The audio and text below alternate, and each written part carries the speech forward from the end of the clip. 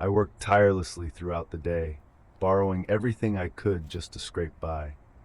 While my classmates climbed the social ladder with their father's support, I felt myself shrinking in their presence. Each time I met them, their conversations buzzed with stories of success and achievement, while I was consumed with thoughts of how to provide for my wife. In my hands, I held nothing but a big, empty zero. I never asked for help, believing I had to grow on my own. Yet, uncertainty gnawed at me. What was I supposed to do? One day, my friends gathered around, encouraging me to think outside the box. You just need to find something that's yours, they urged.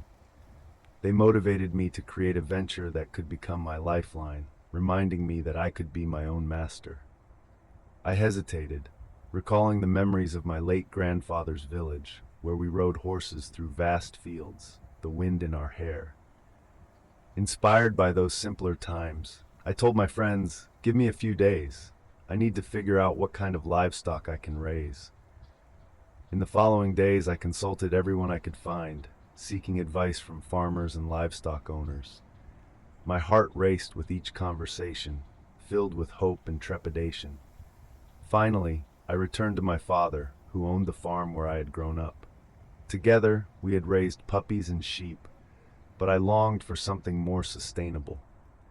After extensive research, I discovered a breed of sheep from Georgia known for its incredible hardiness, capable of withstanding temperatures as low as minus 45 degrees Celsius. The Rivara sheep not only survived harsh conditions, but also gave birth to twins twice a year. I excitedly shared my plan with my friends, and they rallied around me, lending me money to make the venture possible. With my savings in hand, I set off for Georgia, where I purchased a small flock of these remarkable sheep.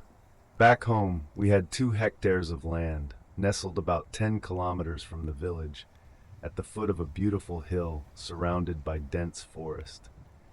The site was perfect for setting up a sustainable farm. We erected a tent on the land, transforming it into our temporary home. To protect the sheep from potential threats, I installed barbed wire around the area and set up a makeshift fence. I had 4 dogs to help guard the sheep at night, securing 2 in front of the tent while the others patrolled the perimeter. My wife stood by my side throughout this journey, helping me tend to the livestock. Each night she would return to our hilltop home, leaving me to manage the tent alone. The first 6 months passed quietly, with the flock growing steadily. I felt a sense of pride as I imagined expanding into a large-scale livestock farm. However, one fateful night, while I was inside the tent, I heard strange sounds coming from the forest, whistling and eerie cries that sent chills down my spine. I dismissed it as the wind playing tricks on the trees. Yet the noises persisted, and soon my wife called, terrified. "Please come home soon," she urged, her voice shaky. "There are strange sounds coming from the forest." I reassured her it was just the wind, but as I sat there holding my flashlight, I couldn't shake the feeling of dread that enveloped me. After a while, I decided to investigate the source of the commotion, armed with my gun and a flickering flashlight. My dogs, alert and barking, seemed to sense something ominous lurking in the darkness. As I crept deeper into the forest, the unsettling sounds grew louder. I called out, "Who's there?" but received no response. Suddenly, a group of wild pigs charged past me, and in a moment of panic, I fired a few shots into the air. My heart raced as I realized the threat was gone, but the encounter left me shaken. When I returned home, my heart still racing, I opened the door to find my wife gasping, fear etched on her face. "What's wrong?" I asked, bewildered by her reaction. "I saw someone who looked just like you enter the house while you were gone," she exclaimed, her voice trembling. Confused, I insisted I had been in the forest, but my wife was adamant. "It was you," she said, her eyes wide with fear. "You came inside, but then you vanished." Desperate to rationalize her fear, I suggested she might have dreamt it. But deep down, I knew something sinister lurked in the forest. That night, as the moon cast eerie shadows around us, we lay awake, each lost in our own thoughts. Whispers filled the air, merging with the rustling leaves. I vowed to uncover the truth behind the strange happenings, feeling an overwhelming sense of responsibility to protect my wife and our new venture. The next evening, I heard the eerie sounds again, accompanied by the unmistakable whistling. Taking my gun, I cautiously approached the source, turning on my flashlight. My heart sank as I saw figures shrouded in darkness surrounding the hut, their faces obscured. "Who's there?" I shouted, but they remained silent. Panic surged through me, and I rushed back inside, locking the door behind me. I called my father, sharing my fears, but he dismissed my concerns, attributing them to fatigue and stress. Yet, I knew what I had seen and heard was real. As the days turned into nights filled with terror, I realized that I had to confront whatever was haunting the forest. The whispers, the figures, they had to be faced. I couldn't let fear dictate my life any longer.